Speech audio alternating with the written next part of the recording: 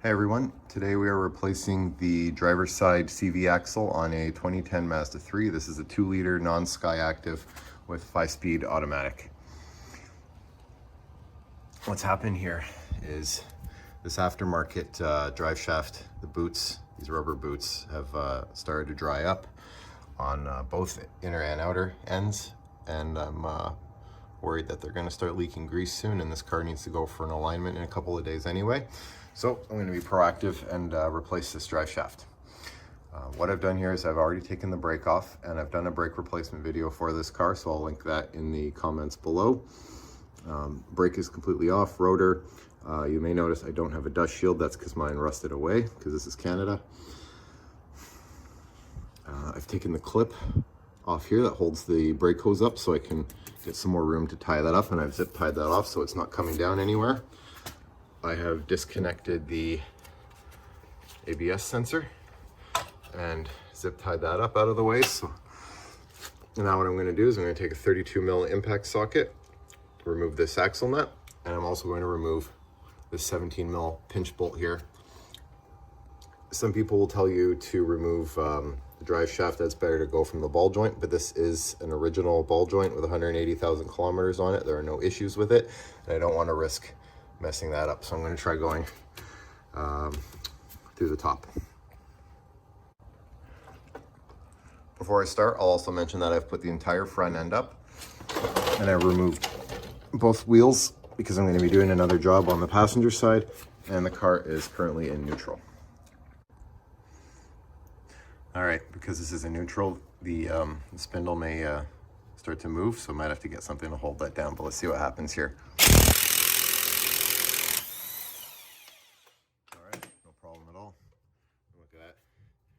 Moves too. No need to hammer on anything. Okay, so what I've done now is I've turned the steering wheel all the way to the left. I'm going to take 17mm and I'm going to impact this off. You don't necessarily need to use impact, but I don't think this bolt has ever been turned since it was installed at the factory, and I'm worried that it might be frozen and the head might snap off. So let's see what happens here. Looks like we're moving.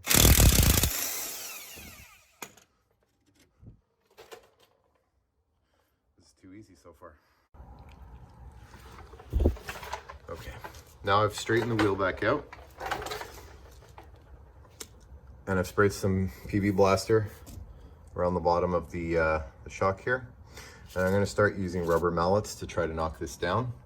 If that doesn't work, I'll probably move to a wood block and then hit that with a steel mallet.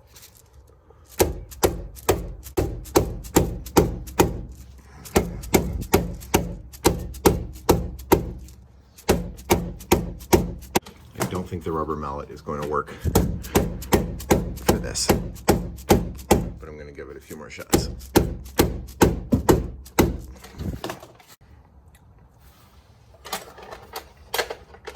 Okay, to make this a little easier, hopefully what I've done is taken a pick tool.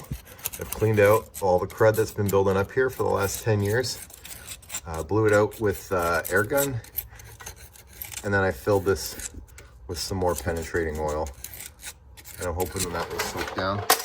In a few minutes we'll get some more movement on that. Okay, so this is starting to move down. I've resorted to hitting it with a small sledge directly on the metal, just in places that don't matter too much and not too hard. I'm not sure if the camera will catch it, but you can see how far it's come down already from that line there.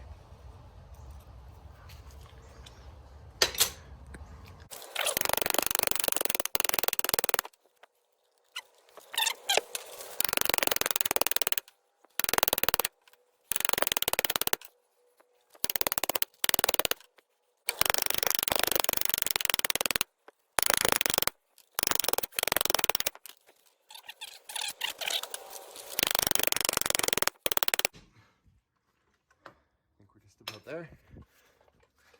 There we are.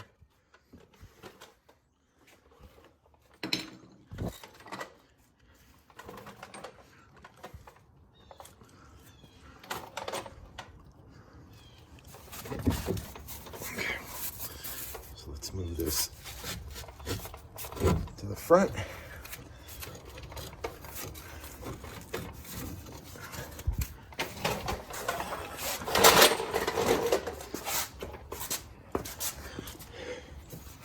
We should be able to get this all the way out. If I really need to, I'll disconnect that tie rod end, but I'd rather not. Needed 2 hands for this. Look at that, nothing to it. Now I should say that you don't need to take your brake and rotor off to do this, but it really does help. And I'm also going to be giving it my brakes a tune-up. It takes a lot of the weight off the 2 ball joint ends here, which are your tie rod ball joint and your actual lower ball joint. So what I'm going to do now, maybe, no, I'm not going to put it, tie it up. Let's just keep this out of the way. I want to take some of the weight off this ball joint though, because I don't love that. So let's find a spot where we can hook this to.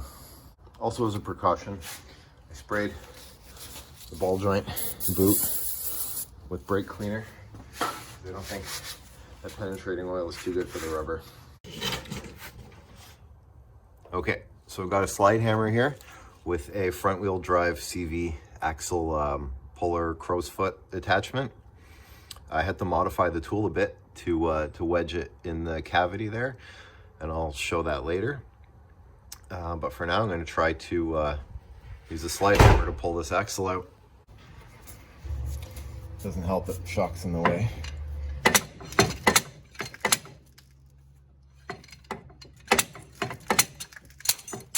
There it is. Now, I forgot to put my pan there. But that's all right. I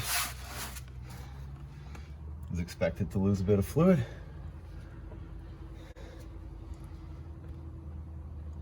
And I do have some Mazda M5 fluid to replace that with.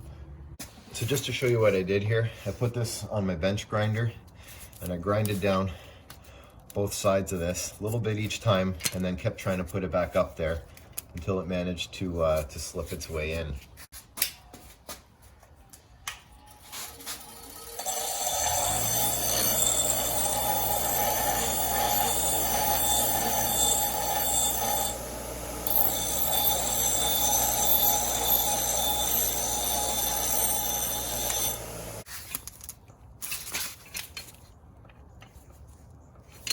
And then what I did from there was just take this and thread it.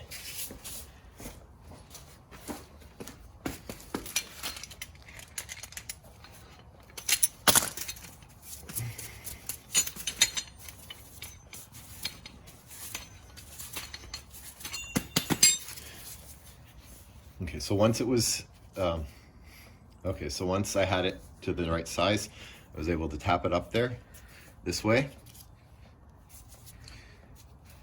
And then you take the slide hammer and get that through and just spin it like this until it locks in. And that was how I had to do this. This tool, as it is, the OTC front wheel drive axle puller, will not fit in this Mazda Ford transmission as it is.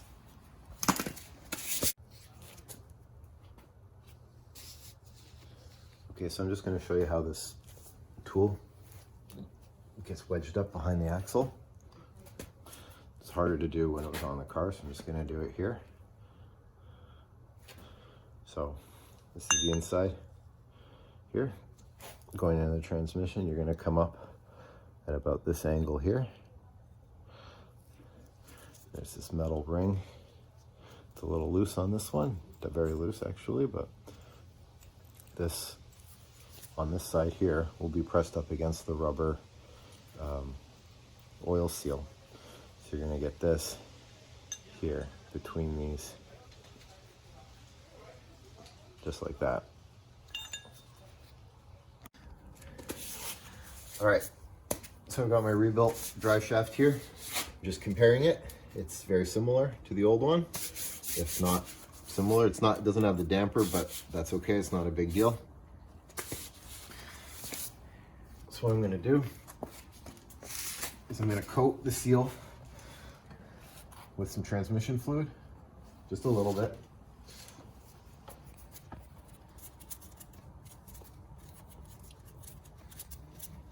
Make sure to inspect that. I had a couple close calls. I almost damaged the seal, but I did not, thankfully. If you did, replace it, or you're gonna get leaks and you're gonna have to do this again. And this job is no fun. We'll also take a bit of M5, put it on the splines here.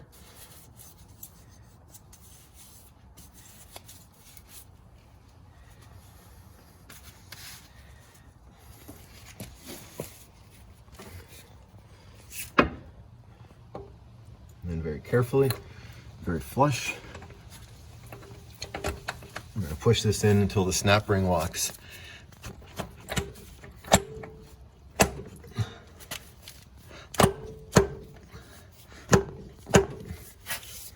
All right, I think I got it, but we'll know very soon when the leaks stop, or the drip stops, sorry. And I'm going to go and take a look.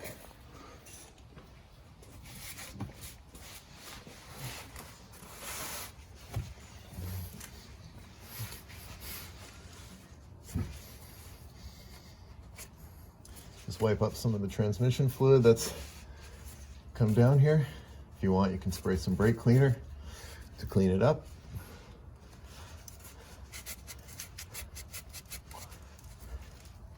Big thanks to my lovely wife for filming this for me.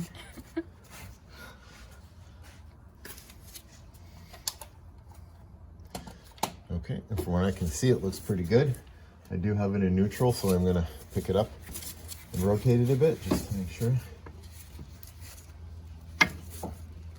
Okay, and as I rotate it forward, I can see on the other side, the passenger side drive shaft is turning as well, so all looks good. So I'm going to say we're safe to close this up.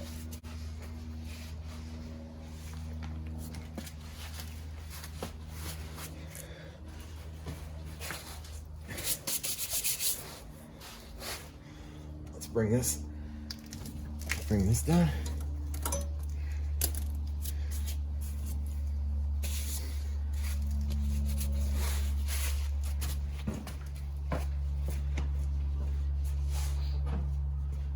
We're going to take a bit of anti-seize and put that on the splines, the outer splines, sorry.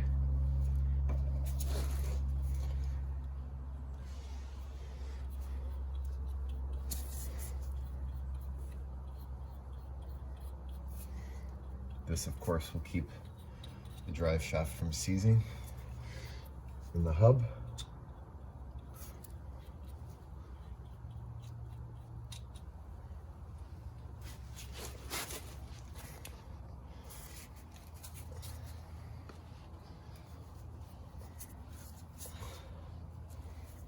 If you want, take this time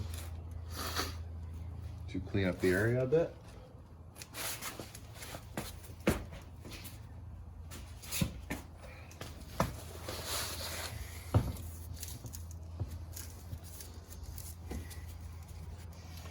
Also, just going to take a quick look behind here at the bearing. Looks good. I'm just going to make sure there's no crud left here.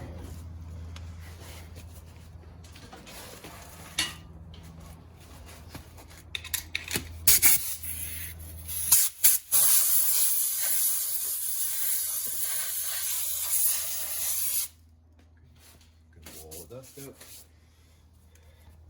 All right, push it down. Bend the control arm down, just get that in there. Make sure when this goes in that it's not kinked too badly. Straighten it out here.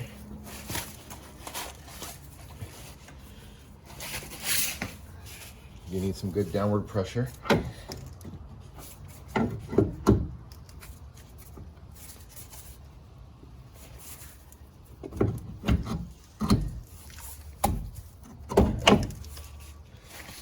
Okay, now we're loosely into place.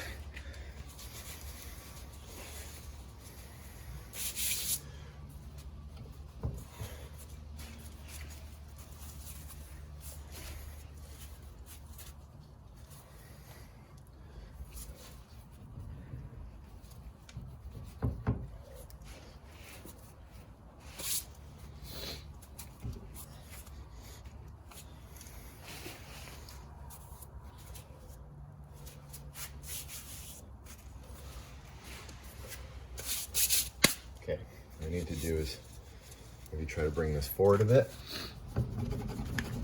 There we go. So what I'm also going to do to help with the reinstall, I'm going to use some anti-seize here just to act as a bit of a lubricant. You can use really just about anything here, but because this is in front of me, I'm going to go with this.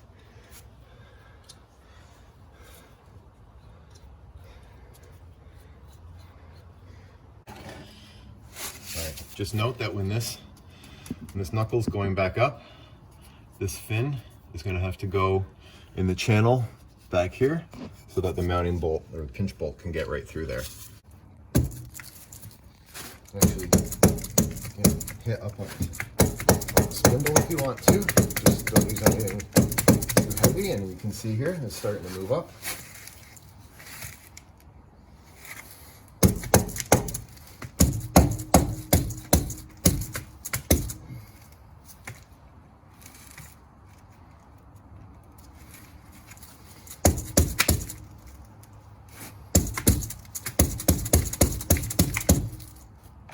I think at this point, I can switch to something a little stronger.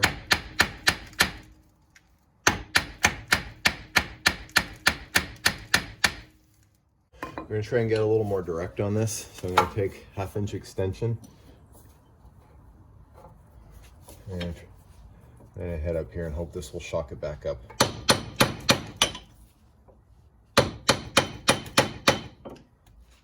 Seems to be working well. Let's continue with that.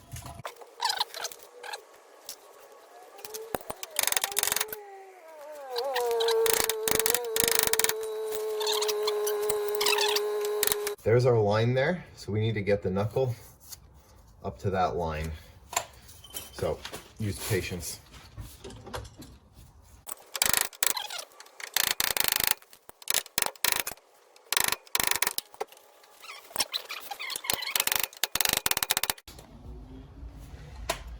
Okay, we're just about there. Gonna give it a couple more taps on either side.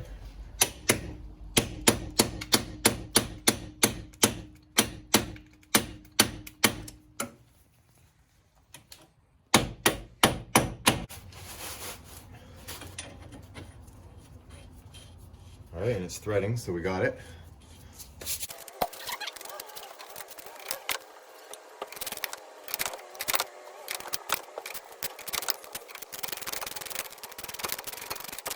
Okay, we're going to torque this to 50 foot-pounds as per my Haynes service manual.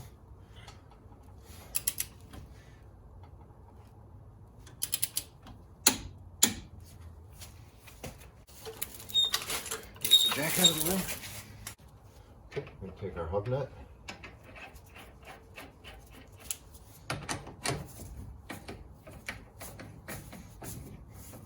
Get that started.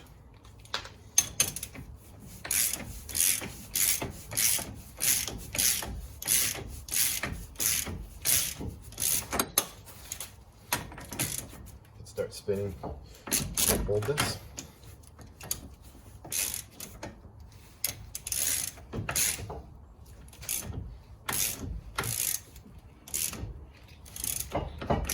Okay, we're going to get this tightened down, but not all the way because we're going to torque it when it's on the ground. Okay,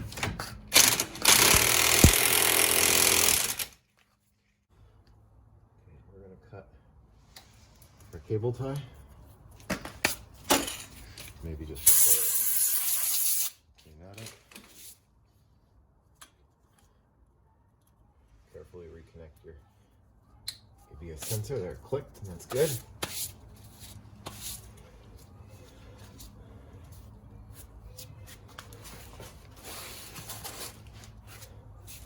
Okay, aside from the brake, we are all done here. I'm going to put the brake back together and then I will torque the axle nut. I'm also going to check my transmission fluid and replace it with whatever M5 I've got left. All right, I'm back here. The car has been closed up, brakes are all put back together, wheels are on, it's down on the ground. I've torqued the wheel lugs to 86 foot-pounds, and now I'm left with two things, which is to torque the hub nut and fill up the transmission to replace the fluid that I lost when replacing the axle. So I measured out about 250 milliliters or half a pint. So I'm going to take the car around the block. I've already added the fluid back. I'm going to take it around the block, get the transmission fluid warm, and check it there with the car running in park or neutral. But before I do that, I'm going to torque this to 190 foot-pounds.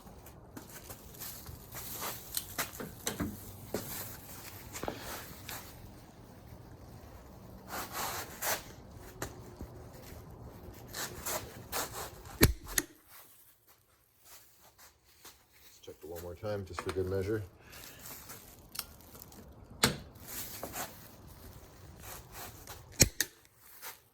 Okay, see, that's good. Should also mention that I did this with the parking brake on and with the wheel chock behind the wheel that I'm torquing, because you don't want the car to be rolling back and forth while you do this, as it's going to throw off your reading. So that being said, that's how you change a driver's side CV axle on a Mazda 3. Thanks for watching. Please like, share, and subscribe.